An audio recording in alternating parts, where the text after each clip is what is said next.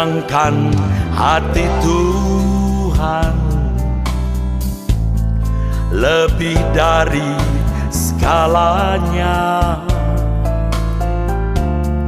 Disingkatnya hidupku, kesempatan berharga karena anugerah-Mu. Di renungan hati ini, kata dan perbuatan, di semua rencanaku, semua cita-citaku, seturut kehendak-Mu. Engkau ciptakan aku untuk menyenangkan-Mu. Sepanjang hidup ini sampai di sorga nanti, menyenangkan-Mu selalu. Di mana Engkau ada, aku rindu berada. Engkau kesukaanku, batu karang perhentian tak akan tergantikan.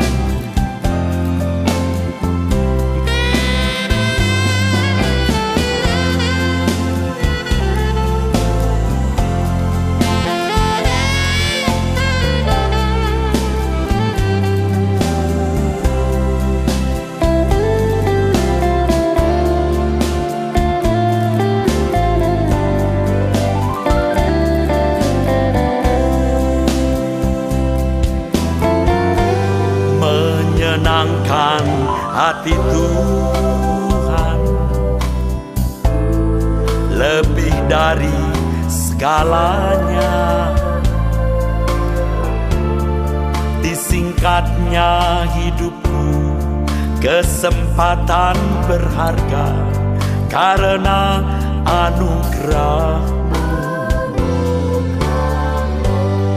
Di renungan hati ini, kata dan perbuatan, di semua rencanaku, semua cita-citaku, seturut kehendak-Mu. Engkau ciptakan aku untuk menyenangkan-Mu. Sepanjang hidup ini sampai di sorga nanti, menyenangkan-Mu selalu. Di mana Engkau ada, aku rindu berada. Engkau kesukaanku, batu karang perhentian tak akan tergantikan. Engkau ciptakan aku untuk menyenangkan-Mu. Sepanjang hidup ini sampai di sorga nanti, menyenangkan-Mu selalu. Di mana Engkau ada, aku rindu berada. Engkau kesukaanku, batu karang perhentian tak akan tergantikan. Engkau kesukaanku, batu karang perhentian tak akan tergantikan.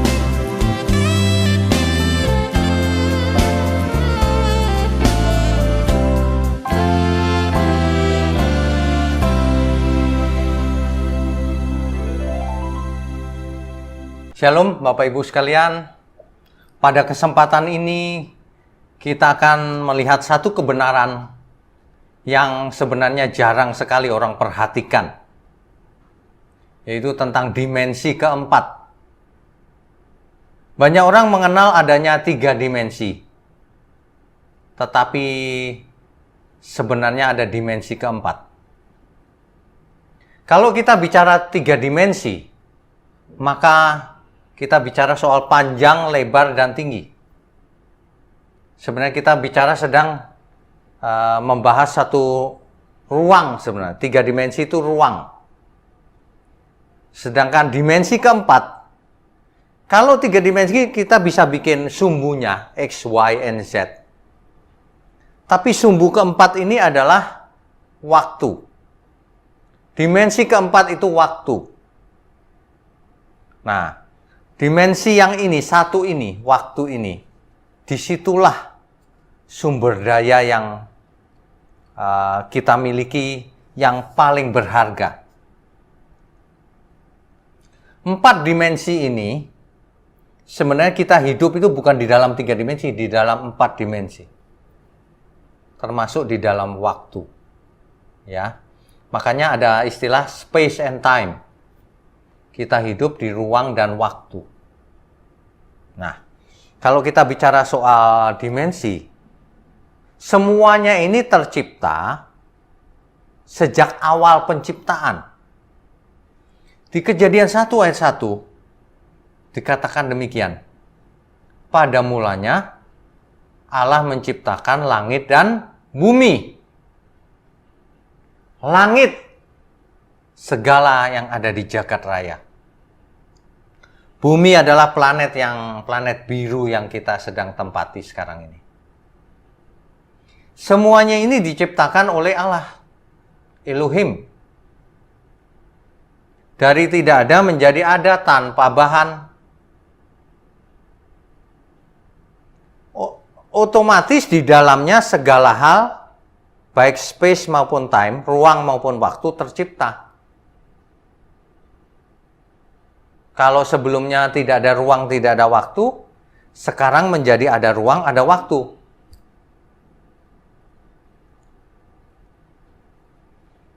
Dimensi ke-1, ke-2, ke-3, dan ke-4 menjadi tercipta. Sejak Kejadian 1, ayat 1. Dan ciptaan Tuhan mula-mula ini diciptakan untuk menjadi kekal selamanya. Cuma ya sayang, manusia diciptakan dengan tubuh yang kekal mula-mula. Tetapi manusia tidak bisa dipercaya.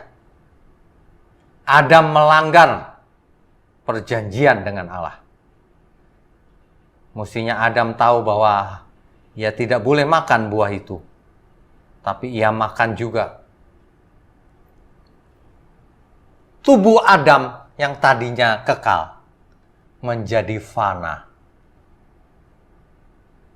Kita tidak tahu bagaimana prosesnya tubuh yang kekal itu menjadi tidak kekal. Apakah itu secara gen ada perubahan atau apa? Kita tidak tahu sebenarnya. Apakah terjadi perubahan DNA di dalam manusia? Kita juga tidak tahu. Tetapi yang kita tahu adalah tubuh yang tadinya kekal menjadi fana. Yang tadinya tidak mengenal kematian, sekarang mengenal kematian. Yang tadinya waktu tidak menjadi masalah, sekarang menjadi masalah. Dimensi keempat ini. Mengapa? Karena hidup dalam kefanaan, itu artinya hidup dalam waktu yang terbatas. Kita semua memiliki waktu yang sangat terbatas. Umur manusia rata-rata 70. Kalau kuat 80 kata Alkitab. Itu pun sakit-sakitan. Kalau orang bisa jaga kesehatan bisa sampai 90-100 bisa. Tapi tidak bisa lewat 120 tahun. Hari ini banyak orang yang meninggal di usia muda. Karena pola hidup yang sudah tidak benar. Dan tentu saja karena lingkungan yang sudah rusak. Dimensi keempat menjadi kritikal. Menjadi faktor yang menentukan keselamatan jiwa kita juga. Baik tubuh, jiwa maupun roh kita. Tubuh kita jatuh dalam dosa menjadi fana. Waktu menjadi terbatas. 3 dimensi yang satunya yaitu ruangan. Dulunya Eden diciptakan kekal untuk manusia. Tentu saja dengan seluruh seisi bumi. Tentu saja dengan seisi samayim, jagat raya, langit. Tapi karena jatuh dalam dosa, maka bumi ini pun menjadi fana juga. Artinya bumi ini sementara, nanti akan lenyap. Sebenarnya prototipe kiamat yang pertama itu sudah pernah terjadi di zamannya Nuh. Yaitu seluruh manusia musnah. Hanya Nuh yang sekeluarga yang diselamatkan. Seluruh bumi isinya lenyap oleh air. Tapi Alkitab mencatat bahwa nanti seluruhnya akan lenyap, langit maupun bumi. Tentu saja dan seisinya. Hanya orang-orang tertentu yang akan diselamatkan Tuhan. Bumi menjadi fana. Tetapi Tuhan sediakan bumi yang baru. Di langit yang baru dan bumi yang baru. Ada dimensi yang baru di sana. 4 dimensi yang baru pun ada di sana. Ada ruangan, ada waktu. Tentu saja waktu menjadi kekal lagi di langit yang baru dan bumi yang baru. Ketika waktu menjadi kekal, segala sesuatu menjadi tidak terlalu kritis, sebab waktunya banyak. Tapi kalau waktu kita sekarang terbatas, segala sesuatu menjadi kritis. Waktu menjadi terbatas, sudah gitu waktu berjalan ke depan sangat cepat, tidak pernah kembali lagi, tidak bisa dihambat kecepatannya. Setiap hari ya 24 jam. Tidak bisa diperpanjang juga. Waktu adalah salah satu sumber daya yang tidak bisa diperbaharui. Non-renewable resource. Ya. Jadi, tapi herannya, banyak orang menyia-nyiakan sumber daya ini. Waktu sebenarnya adalah kesempatan kita satu-satunya. Supaya hidup kita berkenan di hadapan Tuhan. Supaya kita bisa lanjutkan hidup di bumi yang baru. Di dimensi yang baru nanti. Ya. Kalau kita bicara dimensi waktu, tentu saja Elohim Tuhan bisa hidup di luar waktu. Tapi Allah juga hidup di dalam waktu, menyertai kita, yaitu Roh Kudus. Supaya keselamatan kita bisa dipastikan, asal kita mau dipimpinnya. Kecuali tidak mau dipimpin, itu cerita lain.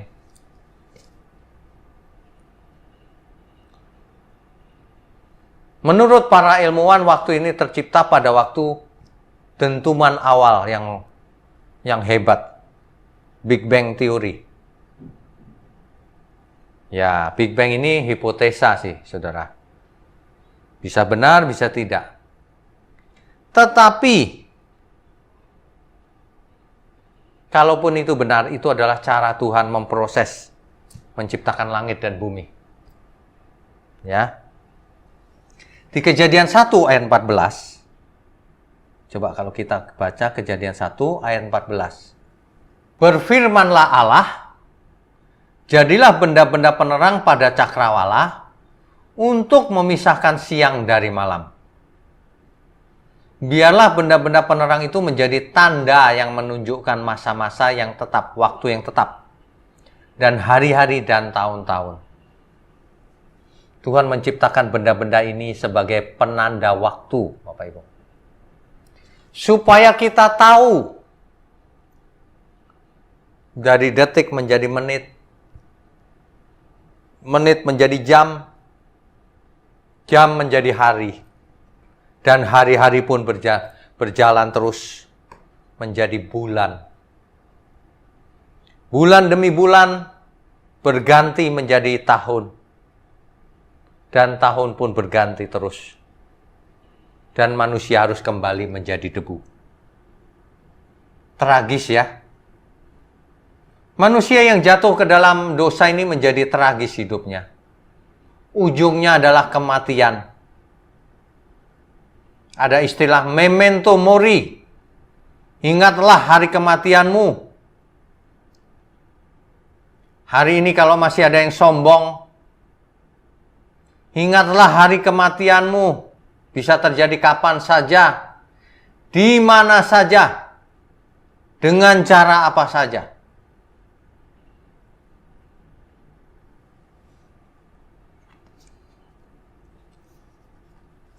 Penanda waktu ini harusnya membantu kita merenungkan hidup kita. Bahwa hidup kita ada akhirnya di bumi yang sekarang ini. Itu sebabnya jangan sampai hidup kita tidak berguna atau sia-sia, atau ketika mati ditolak Tuhan. Adam mula-mula hidup kekal, tetapi ia sengaja memilih untuk memberontak. Kita baca Hosea 6 ayat 7. Hosea pasal 6 ayat yang ke-7. Tetapi mereka itu telah melangkahi perjanjian di Adam. Di sana mereka telah berkhianat terhadap aku. Terjemahan ini agak aneh kalau dibaca di Adam katanya. Padahal bahasa Ibraninya ke Adam. Dalam terjemahan bahasa Inggris jelas like Adam.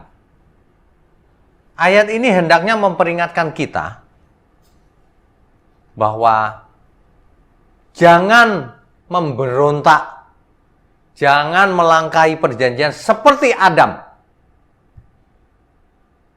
Hari ini kita terikat oleh suatu perjanjian. Perjanjian darah.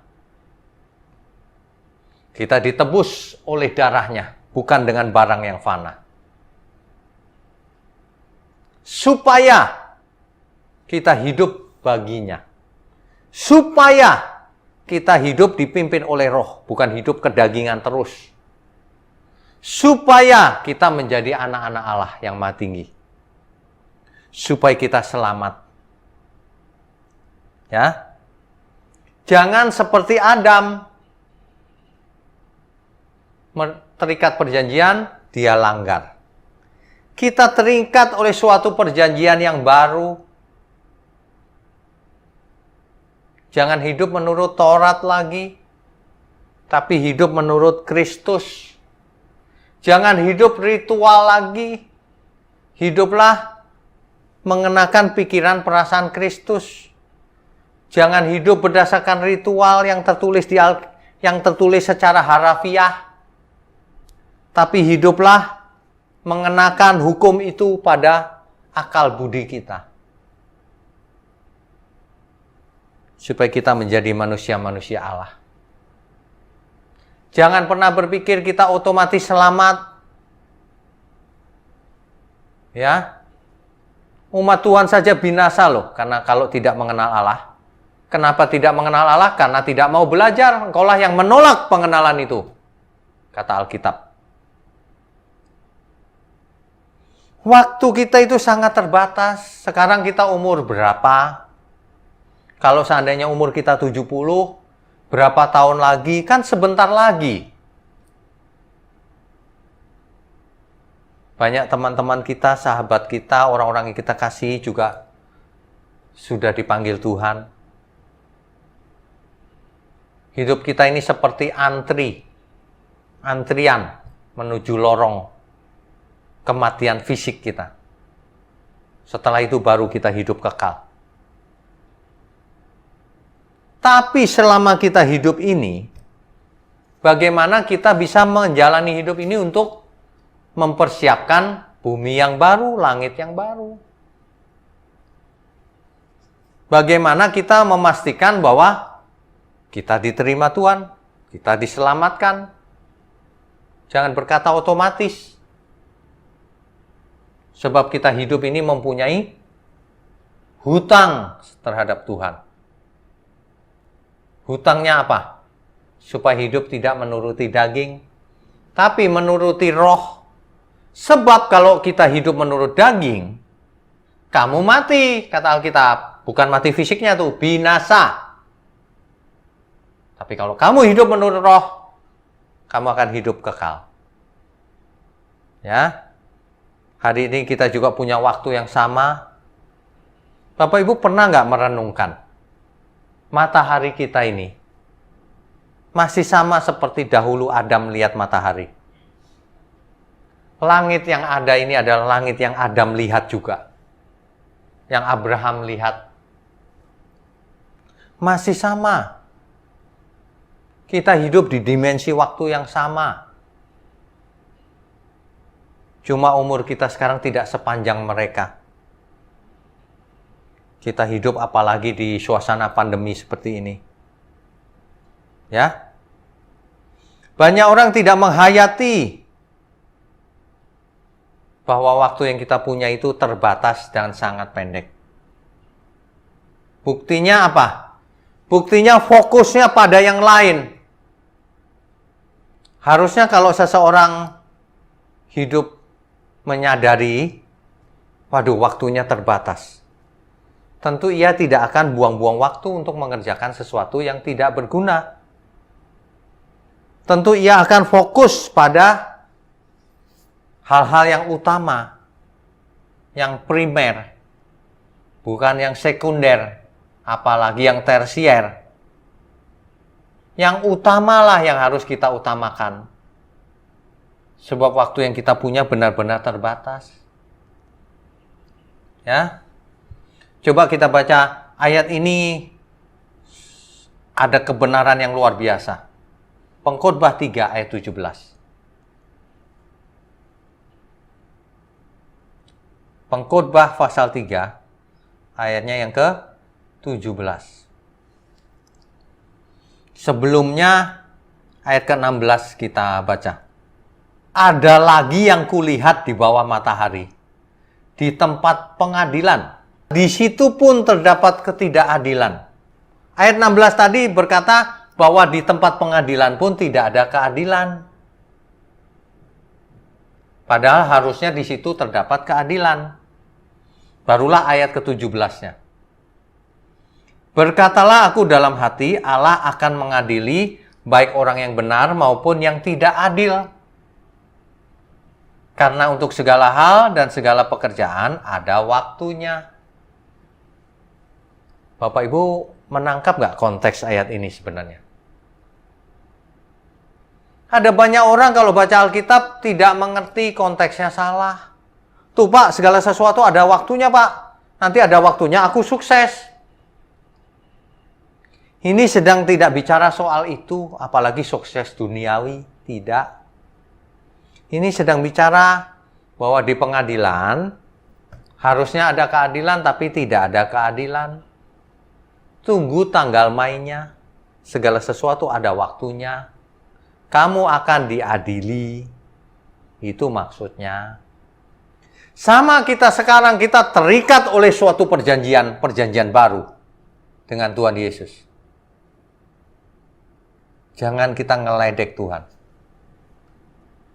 Banyak orang mengejek Tuhan. Dengan cara apa? Hidup suka-suka sendiri. Hidup menuruti hawa nafsunya. Kalau orang sudah ditebus tapi hidup suka-suka, itu ngeledek namanya. Lalu ayat ini mengingatkan kita, segala sesuatu ada waktunya. Ada waktunya nanti kamu mati. Ada waktunya nanti kamu berhadapan dengan tahta Kristus. Mempertanggungjawabkan hidupmu. Untuk apa selama ini hidupmu? Untuk apa selama ini hidup kita? Dimensi keempat waktu itu, kalau disia-siakan ya salah kita. Waktu tidak akan menunggu kita. Kitalah yang harus mengejar waktunya. Kitalah yang harus mengejar ketinggalan setiap kita. Ya, segala sesuatu ada waktunya. Jangan suka, masih lama Pak. Banyak orang tiba-tiba mati Bapak Ibu. Segala sesuatu ada waktunya. Waktu adalah sumber daya yang sangat tak terbatas. Jadi kalau banyak orang mengejar kekayaan dunia, dengan menyia-nyiakan waktunya untuk tidak cari Tuhan, itu sebenarnya kebodohan. Sebab yang paling berharga adalah waktu ketika dipakai untuk mencari Tuhan. Dan waktu ini ada elemennya. Lamanya kita cuma 70-80 tahun rata-rata. Di setiap waktu kita seringkali mengalami kejadian-kejadian, momentum-momentum tertentu, di mana kita harus ambil keputusan. Jangan salah ambil keputusan. Sebab kesalahan ambil keputusan akan menciptakan masa depan yang berbeda loh. Kalau Tuhan merencanakan keselamatan, jangan kita ambil keputusan memberontak. Masa depan kita berbeda dengan yang direncanakan Tuhan nanti.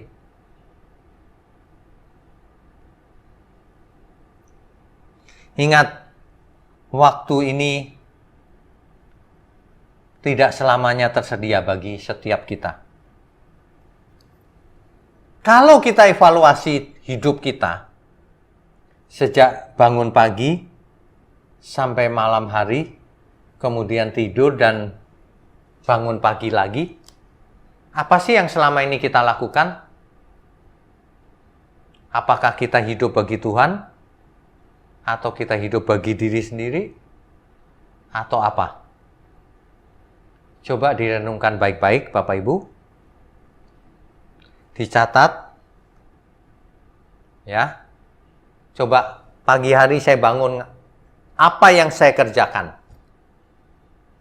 Apakah semuanya itu menyenangkan Tuhan? Ini benar-benar loh. Ada banyak orang menyia-nyiakan hidupnya. Dari pagi sampai malam cuma main game.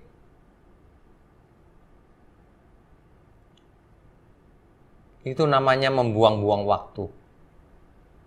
Makanya ada banyak masalah dalam hidupnya. Sudah punya istri masih main game terus.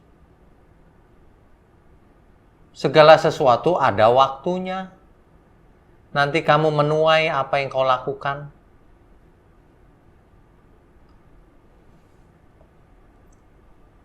Di Alkitab diberikan contoh terhadap seorang yang kaya.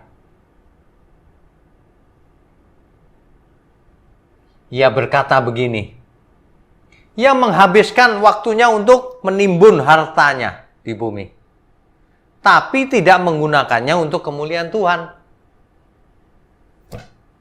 Ia berkata begini, jiwaku ada padamu banyak barang. Itu Lukas 12 ayat 19. Tertimbun untuk bertahun-tahun lamanya.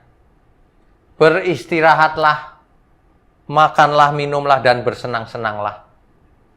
Orang kaya ini ingin bersenang-senang karena hartanya banyak. Tetapi apa yang terjadi? Di ayat 20-nya, tetapi firman Tuhan kepadanya, hai engkau orang bodoh, pada malam ini juga jiwamu akan diambil daripadamu. Dan apa yang telah kau sediakan untuk siapakah itu nanti? Siapa? Untuk siapa? Banyak orang kaya, asetnya ada di mana-mana. Tapi ketika ia mati, untuk siapa itu semua? Coba dipikir baik-baik. Hari ini harusnya kalau Bapak Ibu kaya raya, percuma itu harta semua itu. Semua itu hanya bisa dicatat di neraca Bapak Ibu, General Ledger. Untung pun cuma dicatat, dilaba, ditahan. Apakah Bapak Ibu bisa menikmati semua itu? Tidak kan? Saya cuma ingatkan saja, kebetulan ini ayatnya tentang kekayaan. Percuma.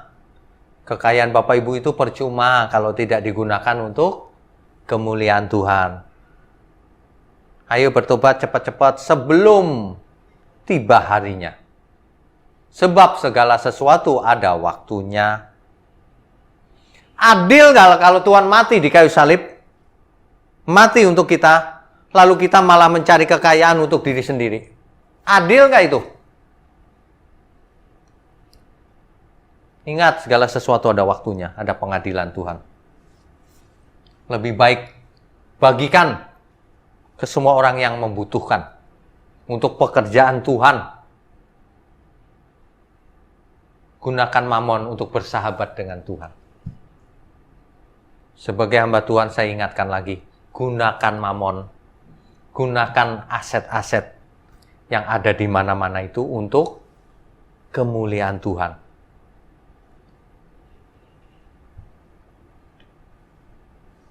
Ayat 20 hendaknya menjadi peringatan bagi orang-orang kaya.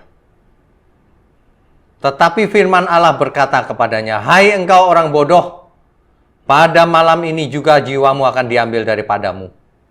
Dan apa yang telah kau sediakan untuk siapakah itu nanti?" Enggak untuk siapa-siapa. Ayat 21-nya yang mengerikan.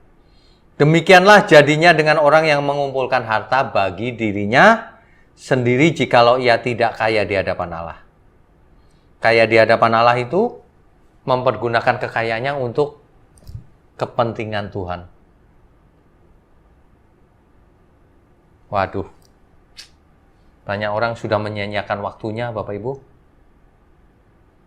Jadi kalau kita bertanya untuk apa sih waktu kita selama ini?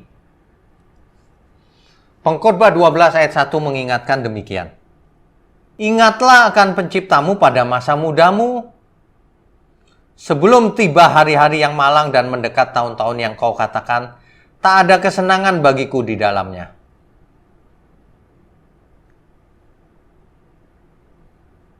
Dimensi keempat ini, waktu ini, berjalan begitu cepat. Hidup kita seolah-olah makin lama makin cepat. Makin berumur kita merasa kok makin cepat ya waktu berjalan ya. Setiap tahun kita memperingati ulang tahun kita. Kita menyanyikan lagu ulang tahun, selamat panjang umur. Padahal dengan berulang tahun kita berkurang umurnya. Manusia itu tragis loh. Suka mencari-cari hiburan dirinya sendiri, menyenangkan diri sendiri. Menghibur, padahal tidak ada gunanya. Segala sesuatu ada waktunya. Ini bukan berarti kita frustasi loh, jangan salah ya. Karena segala sesuatu ada waktunya, karena waktunya pendek, karena waktu tidak bisa diperpanjang, maka aku mau fokus mengerjakan, mempersiapkan diriku untuk kekekalan. Maka aku harus bersiap-siap untuk menyongsong hari kematianku. Maka aku harus bekerja keras untuk menyenangkan hati Tuhan. Maka aku harus berusaha hidup kudus, tak bercacat, tak bercelah. Maka aku harus mengenakan pikiran perasaan Kristus sebelum aku mati. Kan mestinya demikian. Bukan, aku sudah sukses, aku mau menikmati hidup sendiri.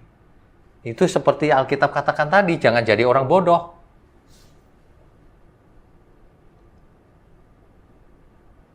Di dalam Efesus 5 ayat 15, dikatakan demikian.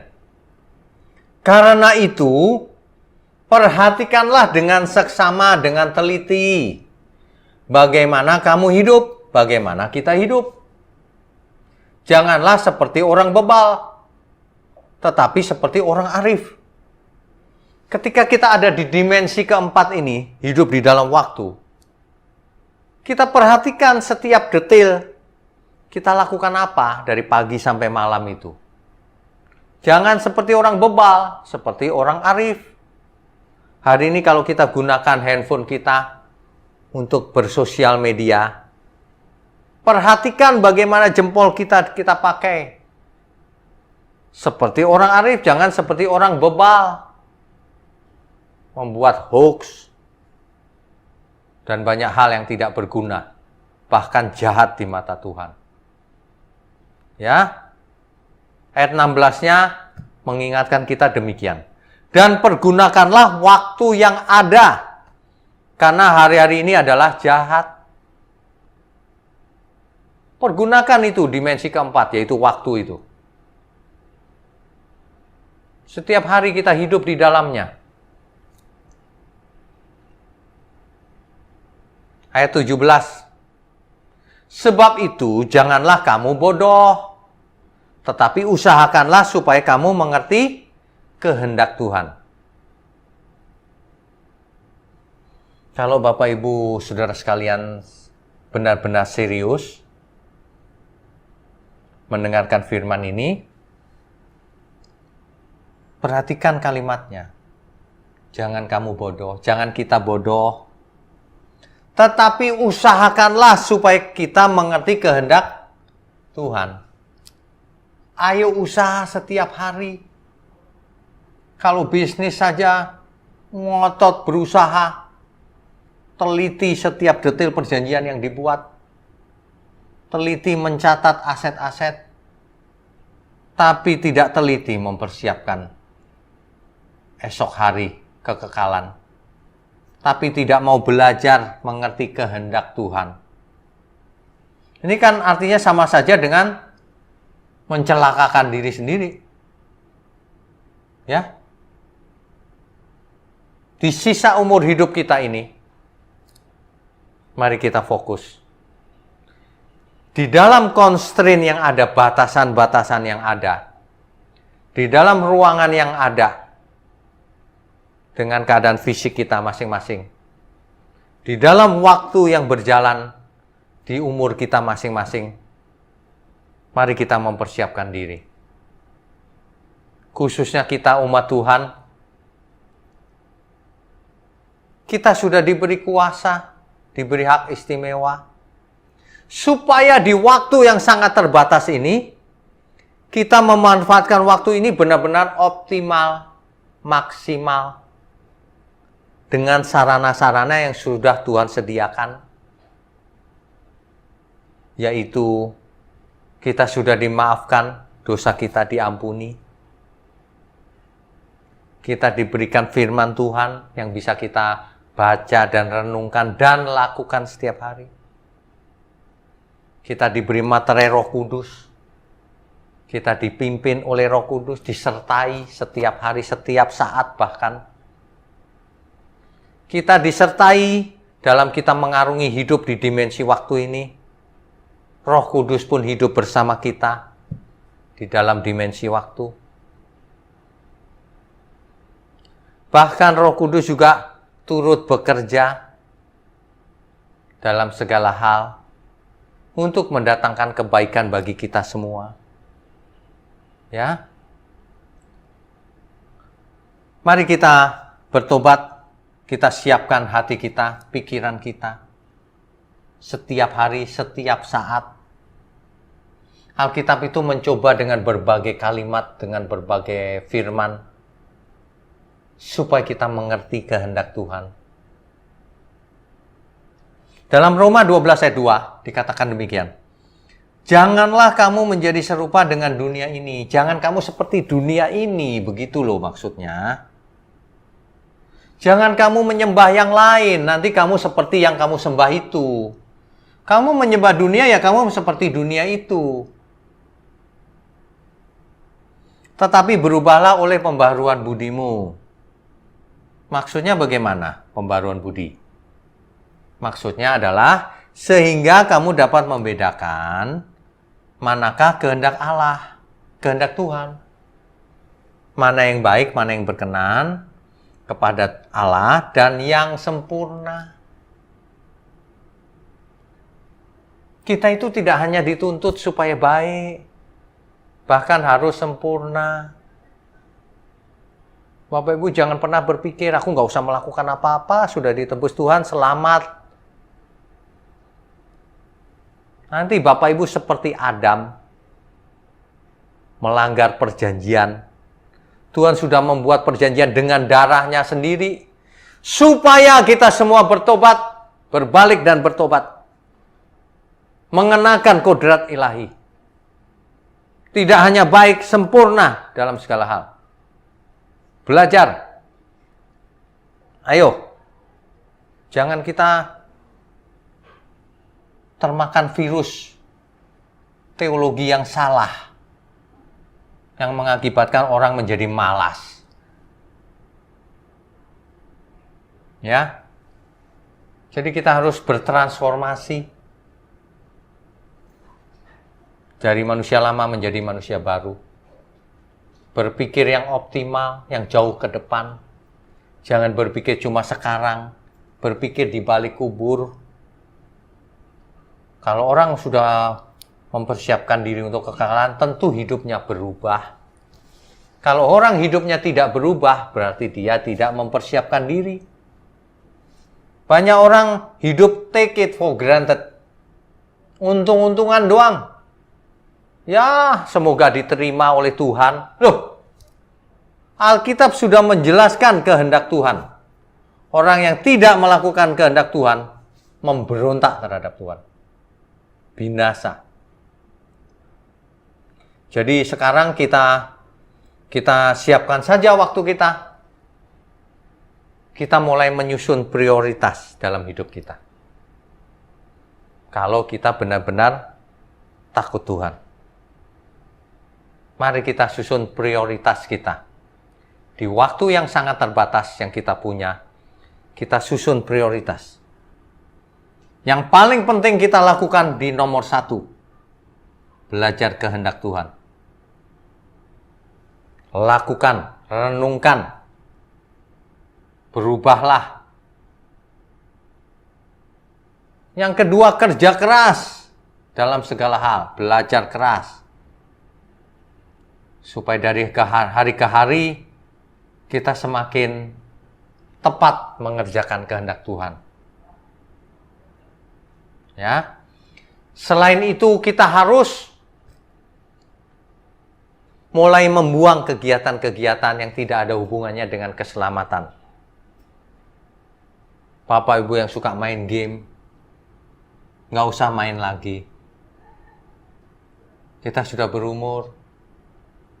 Jangan seperti kanak-kanak yang punya hobi apa misalnya.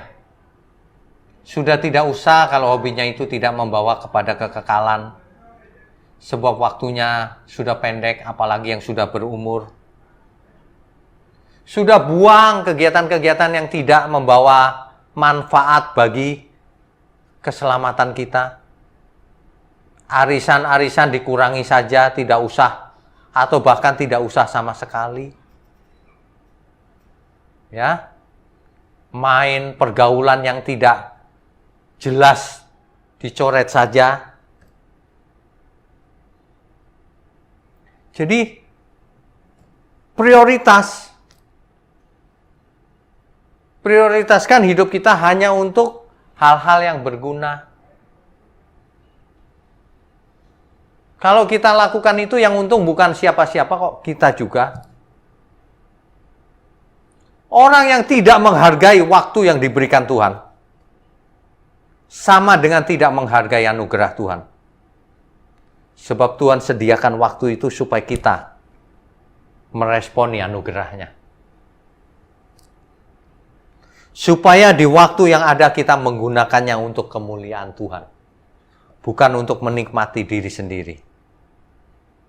Supaya seluruh hidup kita menyenangkan hati Tuhan. Itu. Sebenarnya itu. Jangan punya proyek sendiri. Mulai sekarang, ayo kita bertobat. Mulai sekarang aku hanya punya satu proyek. Keselamatan jiwa. Dan juga menyelamatkan banyak jiwa. Menjadi berkat bagi sesama. Menjadi teladan. Sehingga Tuhan berkenan atas hidup kita. Sudah hidup jangan aneh-aneh. Jangan punya iman kekanak-kanakan terus. Ayo hidup yang dewasa. Lakukan kehendak Tuhan. Jangan orientasinya duit terus. Jangan orientasinya dompet didoakan. Jangan aneh-aneh. Kerja keras kalau mau dapat duit banyak. Jadi teladan kalau mau didengar omongannya. Jadi berkat supaya kita bisa jadi teladan. Kerjakan kehendak Tuhan supaya kita berkenan bagi Tuhan. Amin, Bapak Ibu. Saya percaya firman yang ditabur dengan benar berkuasa mengubah setiap kita. Saya sangat percaya Tuhan menghendaki setiap kita berubah. Saya sangat percaya firman yang benar menembus pikiran, jiwa, dan roh kita. Supaya berubah. Supaya hidup sesuai kehendak Tuhan. Supaya melalui seluruh hidup kita menjadi ibadah yang sejati, yang menyenangkan Tuhan. Amin. Amin. Mari kita berdoa. Bapa di surga, kami percaya Bapa sudah pimpin kami dari awal sampai akhir. Kami percaya Tuhan menyertai kami dalam seluruh hidup kami. Terima kasih Bapa, terima kasih untuk firman-Mu. Ajari kami terus untuk praktek, untuk melakukan seluruh perintah Tuhan. Terima kasih Bapa, hanya dalam nama Tuhan Yesus kami berdoa dan ucap syukur. Amin. Haleluya.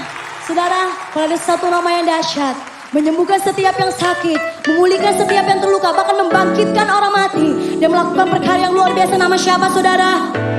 Sebutkanlah berkeras nama siapa? Sebab nama Yesus, nama di atas segala nama. Amin. Haleluya, berikan sorak-sorai bagi Dia.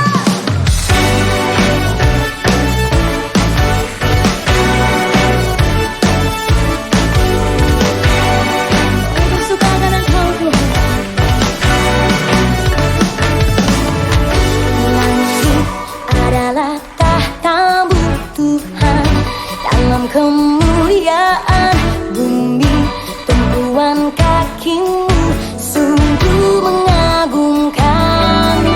Ombak dan lautan menderu bernyanyi bagi-Mu. Mari semua yang bernafas sujud dan menyembah. Nama-Mu besar.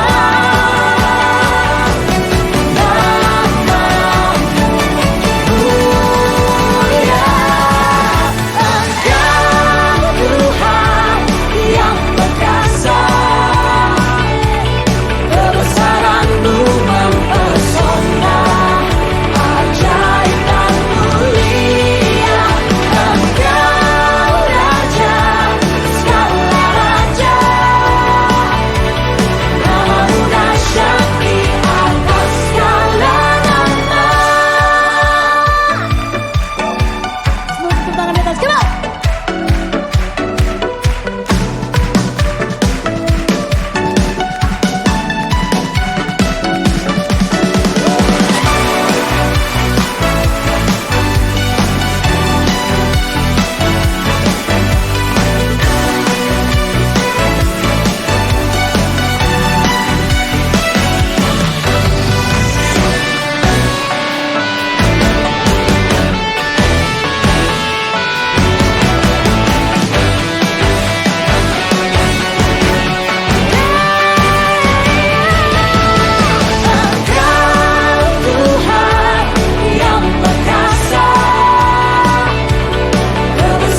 Come